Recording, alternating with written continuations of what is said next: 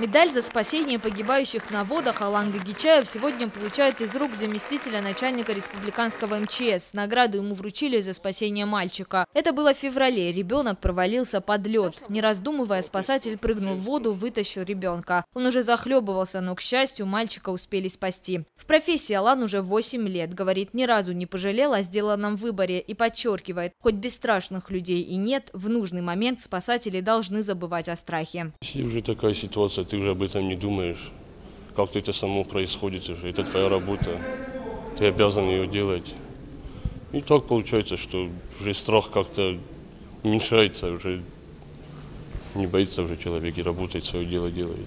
Такие кадры в системе МЧС особо ценны. Сегодня, в день создания пожарной охраны, награды получил ряд сотрудников чрезвычайного ведомства. Все они по-своему герои. Их ежедневная работа позволяет всем жителям республики знать, что их не оставят в беде. В праздничный день всех коллег поздравил замначальника ведомства Зураб Габатаев. Он отметил, что пожарная охрана в последние годы активно развивается. В республику поступает новейшая пожарная техника, современное оборудование. Работает единственная на Кавказе специализированная пожарно-спасательная часть. Все структуры реагируют не только на полыхающий огонь, но и на чрезвычайные ситуации на воде и на дорогах. Несмотря на всю техническую оснащенность, главное богатство ведомства все же люди. Личный состав, который приходит сюда, зная, какому риску подвергаются, потому что профессия очень связана с риском для жизни.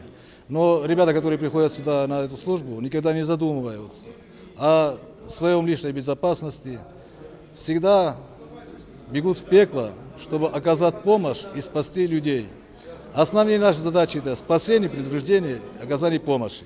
В праздничный день торжественно открыли и новое здание Главного управления республиканского МЧС. Новоселов поздравили коллеги из Южной Осетии, а также представители ряда республиканских структур. Яна Гайгиева, Михаил Безуглов, Осетия ТВ.